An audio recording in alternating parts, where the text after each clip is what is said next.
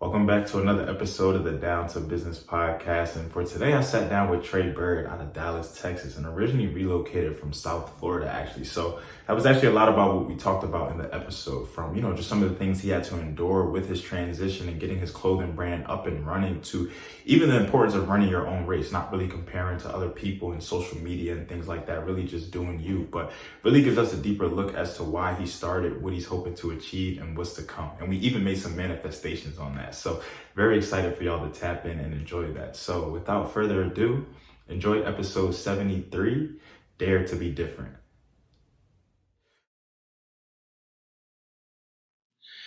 All right, what's going on, everybody? I'd like to welcome you back to another episode of the Down to Business podcast here with Tamar Turner. And man, we going west a little bit for this one, man. I'm definitely excited to be sitting down with my boy Trey, man. Somebody who, from the time I met him, I told him in person the last time, and I was telling Mo and everybody like that, bro. He is one of the most hospitable people I've ever met. Really, me and my boy, we went out there for I went out there for my boy Trey's birthday. Actually, my roommate ended up meeting him and a host of other, just all of the Dallas folks, man. They showed us a good time from start to finish, nothing but love. And I've been able to go out there since in return and really just have a good time and turn everything up. But, in that, we were able to talk a little bit of business. I was able to see that he had some of the people out there repping his brand and was asking them about it. And then finally found out that he was the owner. So I was just like, man, this was just, it was meant to be. It was a match made. So I'm definitely excited to sit down with him, chop it up today. So Trey, how you doing, bro?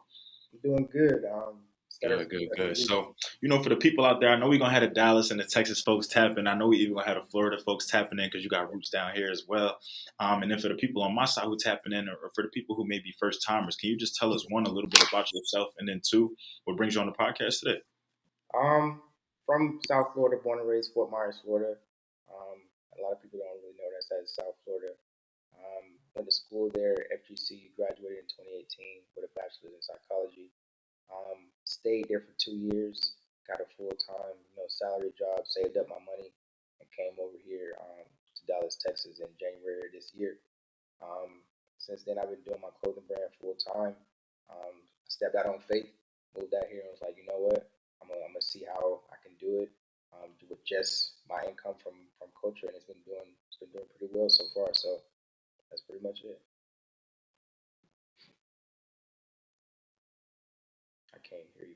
I wasn't even talking. Oops, my fault. But no, I love that. Something that I'm big on is, really stepping out on faith, really just realizing that, if an opportunity presents itself, if it's feasible, if it's something that I can do, if it's something that, if it's something that can come from it, I'm going to take advantage of it. But I'm also somebody who, in doing that and feeling that way and adapting that philosophy, you recognize that it's not always easy. It's met with trials and tribulations. It's met with obstacles on the road and different things like that. So, what was it really like for you when you first made that conscious decision? Hey, this is what I'm gonna do. I'm gonna step out on faith, like you said, and really, get going, get into this space. Was it, where you met with a lot of support, where you met with, open arms and everything like that, where you met with, were you surprised a little bit? Was it a lot of, work for yourself and just having to take on a lot of the bulk of the load?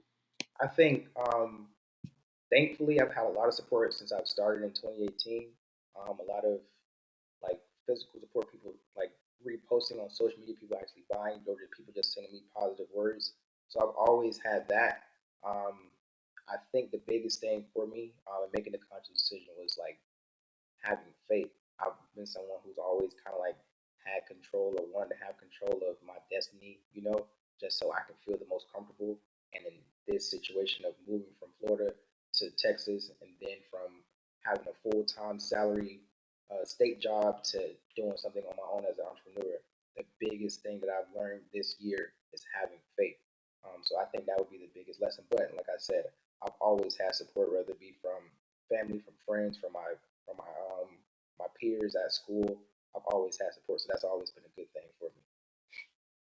And it's one thing to know about our support system. It's one thing to kind of just grow up and know that you have certain people in your corner, whether it be family, whether it be friends, whether even sometimes just strangers who you may not even realize. But it's another thing when that support comes, to the table, when you really start something, or when you really put yourself out there or start a brand or enter just into a new space. You really see that, oh wow, they were in my corner the whole time, or I knew that I had them, or it wasn't a second guess type thing. But it's another thing. It's one thing to just have that conscious thought in your mind. It's another thing to really know it, to really see it, for it to really be Correct. outright, and people really want to see you do well. Because I could say it all day long, bro. I want you to eat. I want you to succeed. I want you to do well. I want you to do all of that. But if I'm placed in position to support you, if I'm not reposting you, if I'm not liking your stuff, if I'm not even buying it word of mouth or anything like that, well, then it can kind of beg the question too. Well, just how well do you want me to? Do you really want to? Are you just saying this so that when I blow up, I remember? Oh, he said that, or are you? Is this genuine? Is this really just from the heart? So I love every bit of that. So okay, so culture. So I was going through the page, I was going through the website. I love just the concept of it. I love and I apologize if I misquote it. I don't have it right in front of me, but it says something about that. It was designed for resilient individuals who recognize that they want to defy the odds, so that they recognize they want to go against different things. Culture encompasses a lot of what we do. So can Right. you just give us a little bit of the origin story, a little bit of, why the name first and foremost? I think I know why you replaced the C with a K, so we don't really have to get into that. But if you want to, you can. But then, just really talk about, what was really the purpose of branding it that way and really taking that name and putting that mission out there. When I first started, I started after I graduated, May 2018, going into the summer, right before I started working a full time job. I just wanted a clothing brand because I was tired of wearing everybody else's stuff. I was tired of looking like everybody else. So I just wanted something for myself, and that was going to stand out. And I feel like I could contribute to because I've always been into fashion. But for the name, the meaning, I wanted something to represent me. I With these brands that we buy into, I can speak for myself. I don't really know them. I don't really know their story. So I wanted to create something that had meaning and symbolism to it. So that was important for me. And I know since I've started, every collection that I release always has something symbolic to it. So in the first collection, I dropped a rose design, and that was kind of like a rose from concrete from my childhood. The broken teddy that had a symbolism to it. So I think symbolism is important, um, and representing my childhood and my upbringing, representing my culture and putting it in clothes. And hopefully, in me doing that, somebody can see their culture or their perspective, or they can see something that they're going through my brand and my story and relate to it in that way. And I also had some of my guests on IG Live just said that they can't really hear you as much. I can hear you like it's. I don't know if you got. It's good though. You know, double check it. Let me see. I did just.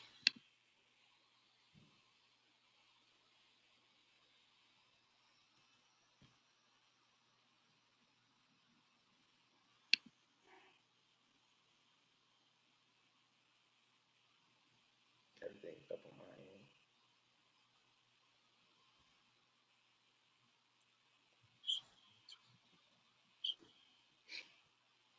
Okay. But okay, so now I love that. I love just the. I think I kind of got into that same mode too. But I think for me, what it more so was like I don't have a clothing brand per se, but I think what it was I recognized that for one, I'm not really a fan of designer. I think that it's kind of it's the same to me. Like I feel like you walk into these Gucci stores or you these LVs or just the Chanel's and everything. For one, the store is not that big. For two, it's always a line to get into the store. For three, it's only certain items made available, and everybody is buying this. So you look at all of it from the shoes to the bags to the shirts to the design. Everything really it lacked originality to me. So for me, designer, yeah, while it was a name, maybe that's why people buy it. Maybe people just like looking nice. People like luxurious things. For me, it just wasn't really hitting the same. Like it just wasn't looking good to me. And I felt like once you started to see it circulate so much, it was just like, all right, this is not really original to me. So that's really what got me in the direction of wanting to support my friends a lot and wanting to, I made it a mission this year for almost every Instagram post to have something on from a black business or something on from one of my friends, or to just put people out there, to put people in that space. Because I said, look, I know some folks making some cool designs. Like I was telling you, even when I was out there, and I told you the girl had the shirt on. I said, bro, I said, that's one of your collect. Hold on. I said, hold on. I said, when you bring that back, make sure we got that back because it's just like, bro, I like stuff that's different, but I like things that's going to catch the eye. They don't necessarily just got to have a crazy price tag on it or a crazy name in front of it. If it look good, and then I throw it on, we going to make it look good one way or another. So, but I like that. And I feel like a lot of people with clothing brands, a lot of people, in that space kind of share that same sentiment about, you just get tired of wearing other people's stuff, or, you feel like you can put a different niche on it, a different spin on it, or you feel like nobody gonna come with that swag the same way you got that swag. So I don't really know, the scene out in Dallas, the scene out, when you first got started and everything like that. But what was it really like, entering into that space, where did you kind of have any research done beforehand? Where did you have people or different connects like in the field to kind of help you with vendors and manufacturers and doing things like that? What was really it like getting started for you? For and moving to Texas and to Dallas specifically, I started off like with nothing. I came out here and just started off of what I knew back from Florida, and I had to go out and literally go and find my vendors, go and find my manufacturers, literally going on Instagram or going on Google to search and type and find different places and going in person, meeting with people, and they have people saying, "Oh, if you're not from Dallas, I can't help you." You know what I'm saying? I had to like literally like what we like a in business called cold calling, like going door to like not door to door, but business to business, trying to find what I had in Florida.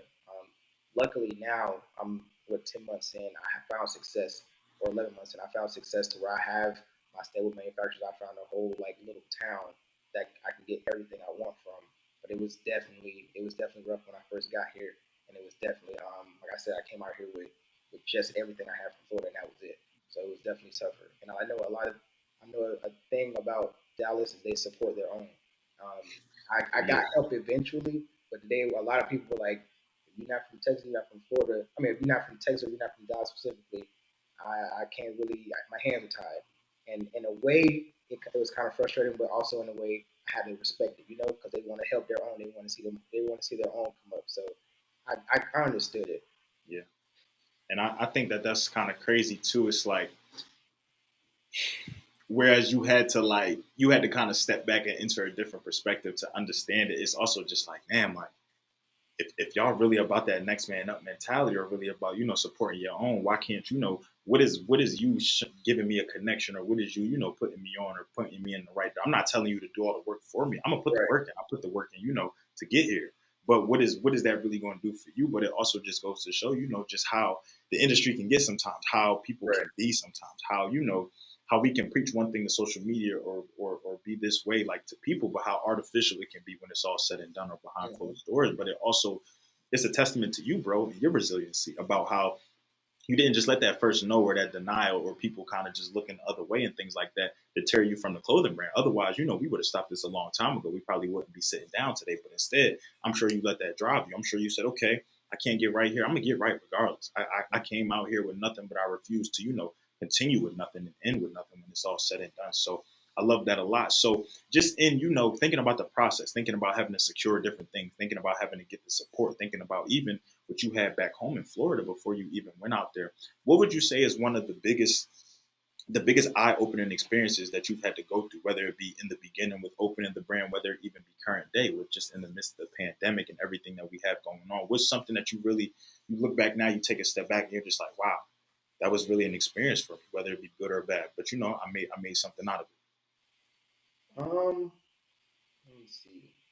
An experience. It's been a lot. I'm trying to think of one specifically.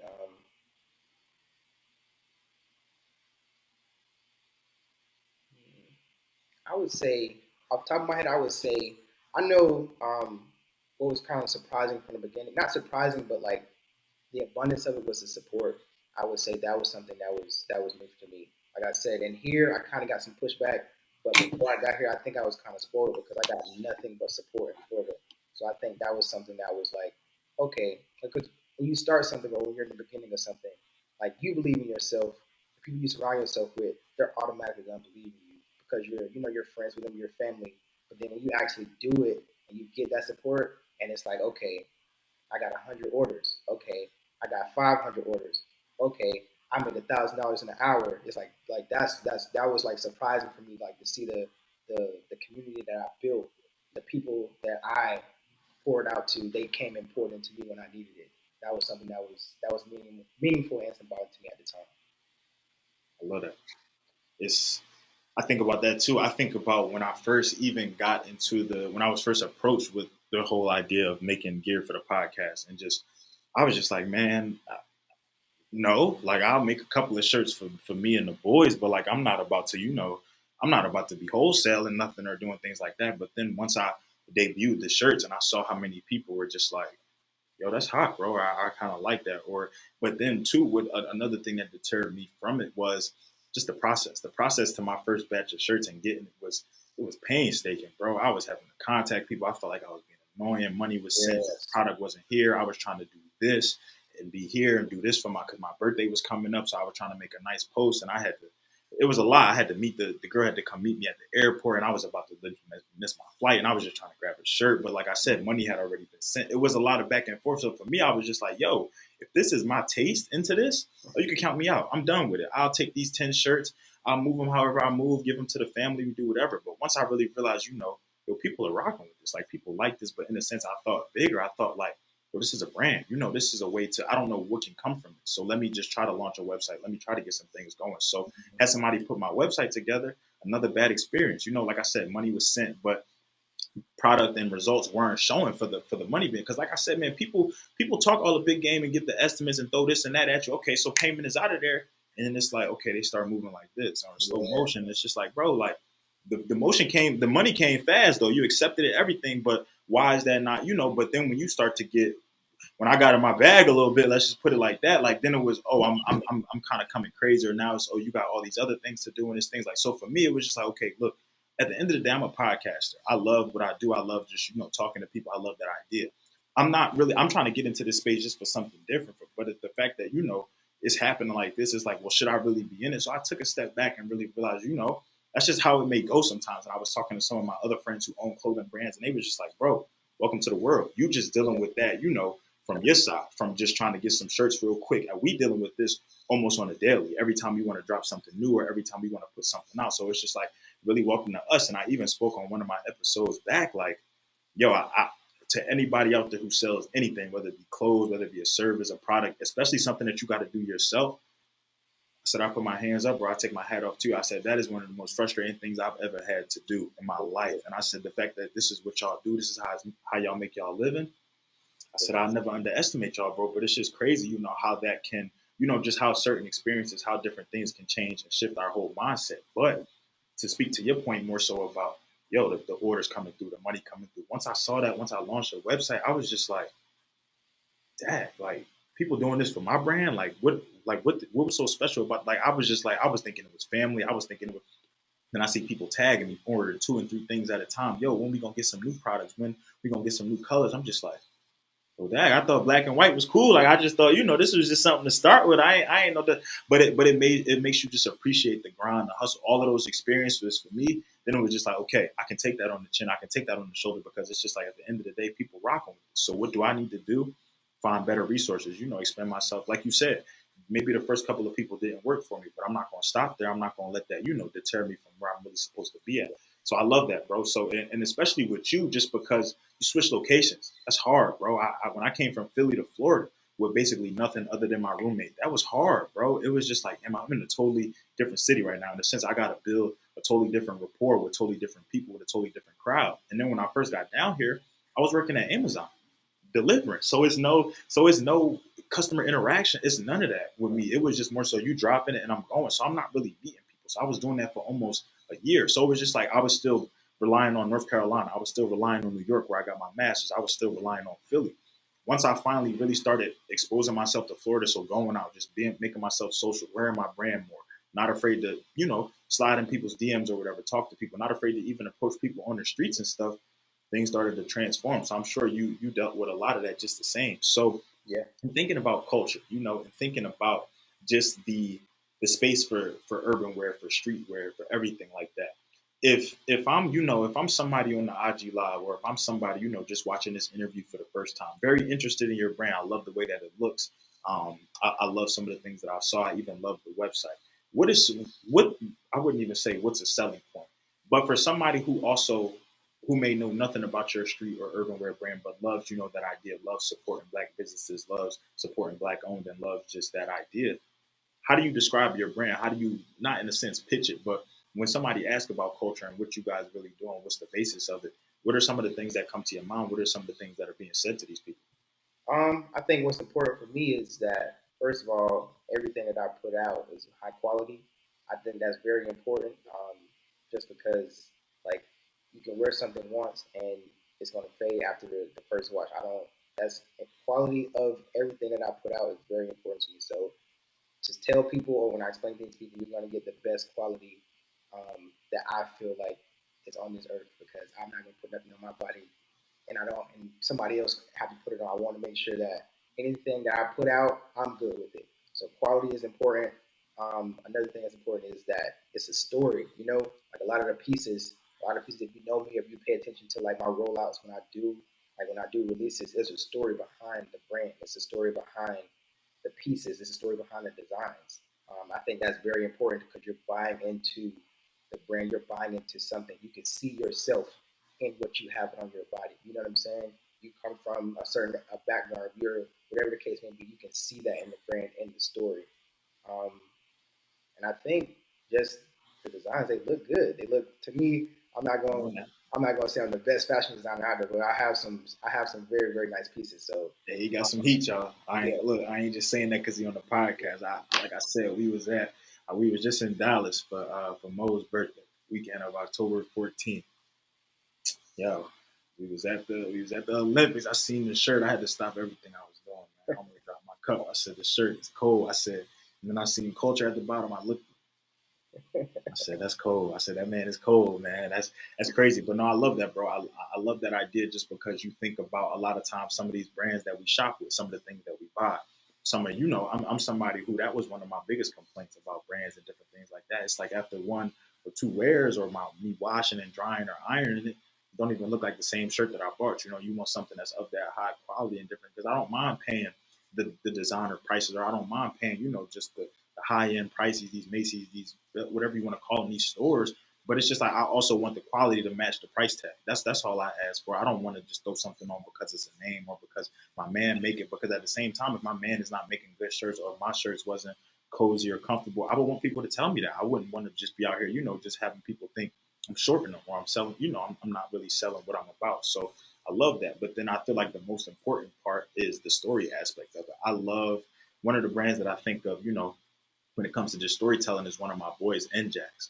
His name is Naquan Jackson, and his brand is literally like it's a family brand. He's based out of North Carolina, but it really tells a story. He releases like anniversary or like world tour shirts where he lists all the cities on the back that Njax has popped up at, where he tells a story through some of his jackets and just some of the things that he wears. I love that because I feel like it gives a different connection of the shopper almost of the customer. It allows you to not only say, okay, yo, that looks good, but well, what's the message behind that? What's the story behind that? And then it really makes you want to wear it because it's nothing like, wearing something or having something on your shirt and you have no idea what it means or even what your shirt says or just throwing something on just simply because it may look good. But what's really the message behind it? You could be wearing something that's like offensive or oppressive or something that, is totally against you and or your race or your culture and you would never really know. So I think that that's a crucial overlooked part sometimes that people don't realize. So when it comes to you, when it comes to everything that you do, whether it just be as a business owner, whether it just be, as an African American male,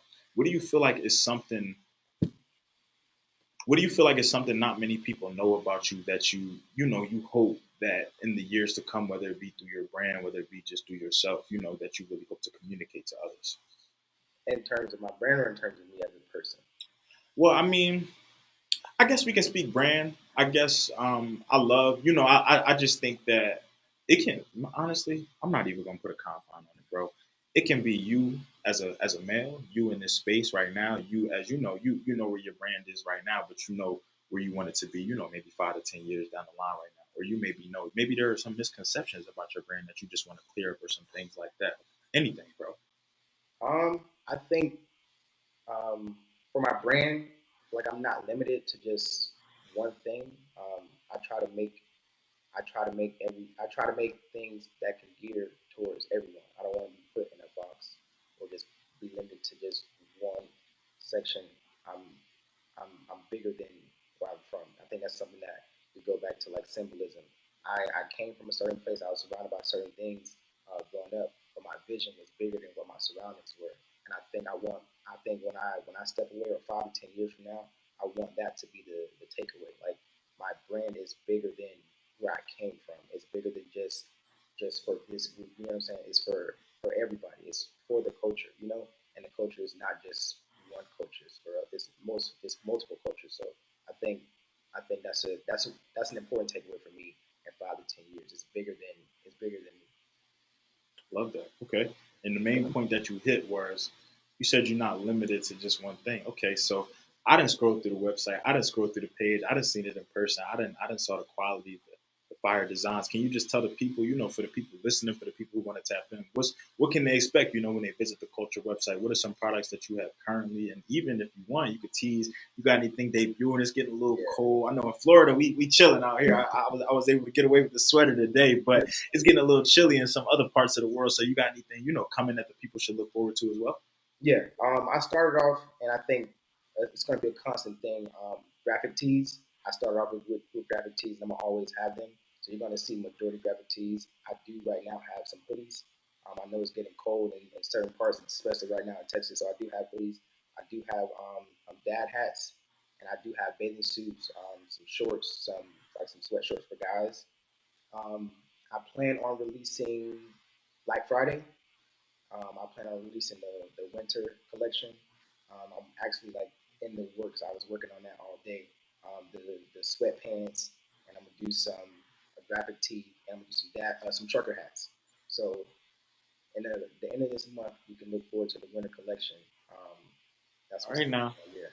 Hey man, you see what happened when you tap in with the podcast? You get a little look into the. Yes. He just gave y'all the collection a Exclusive. little bit. So look, man, when we drop the info on IG, when we drop what's going on, what's happening, I need y'all to get on that, especially for my folks up north, for my folks out west, out Midwest. I can't relate to the cold weather. I'm sorry, but y'all got to get right. He got something for y'all. So I love that, bro. So just in thinking about culture, how it's run, not even the hierarchy in a sense, but is this a team effort? Is this really just you? What would you say is like? How does the show get ran from promotion to the brand to making everything to shipping out orders? Is that just all through you? That's all me. All 100% through me. you. All For right, me, even better now. I So now get that we got you the one man army pretty much. You running the show. What type of pressure has that put on you, if any? What is the life work balance for you when it comes to running the brand, but also still maintaining? Because Dallas, y'all lit, man. Y'all some lit folks out there. Y'all got it going on for sure. So what does that look like for still wanting to elevate and excel your brand, but still having to be Trey, still having a life. It's immense pressure. It's a lot of pressure, just because you, I have to do literally everything from like the start to the end, and shipping stuff out and making designs and working on the website. It's all me, so it's a lot of pressure. I think to be honest, over the past few months, I think July when I initially met you, that's when I started to be social because it was 100% put my head down, work on culture. But I realized, okay, in order for me to be the best person for this brand, I got to get out. I have to clear my brain. I have to socialize, and I also have seen a direct correlation between being social and sales. You get what I'm saying? People get to put a face to a brand. So I think socially, I think both of them is important, but definitely Monday through Friday, nothing but work. Then the weekend, you have a little fun and get back to it on Monday. Sure. I would say a common theme across majority of these episodes is exactly that point that you just made. How you know some people may not be as extroverted as others, or some people may not be as social per se, or just out there in the mix and different things like that. But how they recognize as soon as you said it, the direct correlation. How when they place themselves out in those situations, or sometimes the biggest thing is really just making yourself uncomfortable, bro. It's something that we don't like to do. Nobody likes to do it. Nobody likes to feel awkward. Nobody likes to feel like other people think that they're doing awkward and different things like that. But in the same breath, I also say everybody's a customer. I have that mentality with everything, but I'm more so as a podcaster, I say everybody's a listener. I remember when I first kind of dropped my announcement and different things like that, I was kind of being reluctant or thinking I should only drop it on certain platforms or don't go to the LinkedIn's, don't go to the Facebooks or different things like that. But it's just like, all my family is on Facebook. How would they keep track of what I got going on and different things like that? I built professional relationships and been invited on other podcasts from being on LinkedIn and things like that. So, like you said, once we begin to place ourselves in spaces and just in situations where we may not have done before, you always notice the growth, bro. It may not be, it may not be constant. It may not be as quick as we would like it, but it's still there, and slow progress is better than no progress. I'll say that every single time. So I commend you for that, because I really couldn't tell, bro. Like I said, when I got out there and I was able to meet y'all, man, it just felt like, if I told Mo, it felt like home. Like, it was to the point where some people thought we lived out there, and I was sad to leave. Like, it was just like, damn, we gotta go home now. We can't stay out here. But no, it was just amazing to see, bro. I remember seeing the brand and seeing it out there, and I was just like, damn, that's because I was asking Mo about it. And she said, that's Trey. I said, nah. She said, yeah, that's it. I said, you lying. And I looked it up. I said, damn, that's crazy. I said, yeah, we're gonna make this happen. But it just goes to show, bro, how work can happen. And now I even see when we were hanging out with some of the folks out there, now how they have it and different things like that. And it's only a matter of time, before it gets out of there. I know I'm about to grab some, so it's gonna be down here in Florida. I'm gonna send it to my boys up in Philly, so they gonna have it in New York and all that. So and then North Carolina, they gonna connect. So like I said, it's only a matter of time. But it takes that hopping onto different interviews. It takes that going out there, like you said, and being social, placing yourself in those situations, but at the same time still having that life work balance. But the fact that you're doing all of this by yourself, I'm always gonna take my hat off to it, bro. It's a lot going on. So okay, so we talked about, what to look forward to. We talked about the process to get here. We talked about, just everything that it took and everything that is going to continue to take moving forward. So thinking about long term, thinking about where you want to be, thinking about where you are right now, what would you say is one of the biggest things that you look at goals, you look at milestones, you look at aspirations? What is something that you really want to knock off the bucket list for culture? Doesn't matter how quick, doesn't matter how long, but what is something that, when it's all said and done, when you look back on your brand or when you pass it along to generations to come or whatever, what is something that you want to really check mark off and say, I did that? Um, the first thing I've thought of, because it's on my mind every day, this time next year, I want to be able to say I made six figures from this. That's a big goal for me, but it's something I feel like I can do. And I also want in the next my 3 to 5 year goals is to have my own store. I want to make sure I have my own store. Um, Whether it be here or in Florida, I want to own my own store, like I've seen other brands do. So those two things are very important for me. Hey, and when that store open up, just let me know. I'm gonna bring the camera. I'm gonna bring the lights. We're gonna have the bands. We're gonna do another follow up. We're gonna talk about, y'all remember when we manifested this back on the podcast? I'm telling Yes. y'all, like, come on now, we better get right. So I love that, bro. And obviously, I'm sending my love, my light. I'm wishing you nothing but the best of luck and all of that. And obviously, anything that I can do, even after this interview, to help plug you in, support, I'm here for it. We locked in for sure. So I love that. So, before we give the people the information about where to find you, before we let them know where to tap in and get all the fire merchandise and what to look forward to. Do you feel like there's anything we didn't touch on today, whether it be from a brand perspective, whether it be from a business owner perspective, whether it just be from a trade perspective, a Dallas to Florida to Dallas perspective, anything, or even sometimes I even open it now. I love when I do this because people have been leaving some gems. Are there any messages or any gems or things that you want to drop for people out there, whether they may be aspiring business owners, current business owners in the same thing that you're doing, or just somebody, just tapping in, just looking for somebody new to shop with? I know it probably sounds cliche, but I think the most important thing, if you're doing anything that's outside of working 9 to 5, you have a business or any kind of platform. I think the most important thing is to stay consistent. When you're feeling up and you feel on top of the world, when you're feeling low and you don't want to do it, stay consistent. I think that is the most important thing. And 9 times out of 10, you'll see the results that you want just by being consistent. And I would say don't compare yourselves to other people that are more successful because it can be discouraging. Stay in your own lane. You're going to get where you're supposed to when you're supposed to. But don't look at these brands that's been established for 5 years and think, okay, why am I not seeing the success that they have and I'm only a year in? Because you're going to get there when you're supposed to.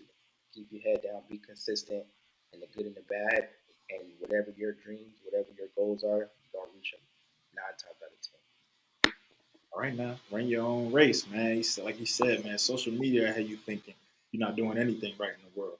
Correct. Like I was saying in my previous episode, you don't know what's going on once that story closes, or once that app closes, or once that phone locks. You don't know what's going on behind the scenes, man. So you can never don't ever let somebody else's success dictate your path and where you should be in life, man. It's crazy. So I appreciate all my IG live followers for tapping in, for showing love. My boy Cliff even popped on here on his birthday, man. I love that a lot. So before we officially wrap up, bro, before we officially close out of everything, can you just tell people where they could find you on social media, where they could lock in with you on the website and everything. And also, we're going to make sure we include it in the bio of this episode too.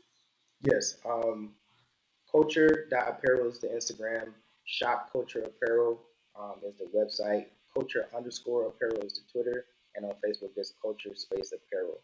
Is where you can find it on all of those platforms. Got you. And for those of y'all who not seeing it, it's Culture with a K. Yes. So it's a K because he's a Kappa. He joined the wrong side of 1911. I didn't want to have to bring it up, but I would be remiss if I didn't. I love 1911, but he just had to go that way. But good dude for sure. Like I said, I'm gonna definitely make sure I include all that information into the bio, and I really hope that on top of finding a new business to shop with, you were just able to take away a gem tonight. You were able to hear something that you resonated with, or you were able to hear something that motivated you, lit a fire under you, or maybe you were even something that you could write down or a manifestation that you could move forward. Because we made a manifestation today. 3 to 5 years, the store is coming. So lock in with us, man, and let's just see it happen. So Trey, I thank you for the time tonight, bro. I appreciate you, hopping on here and really just being transparent with us, sharing your story, sharing your brand, and sharing how you really do what you do on a daily basis. And to everybody out there from IG Live to YouTube to just listening to the audio, I appreciate y'all, man. We've been getting a lot of love from the recent products we dropped, and just from the recent episodes we've been dropping in the visuals. And we got the giveaway for the month coming soon. So I'm just really excited for it all. Just excited for the direction, the space, and everything that we're moving in. So this has been another episode of the Down to Business podcast here with Tamar Turner.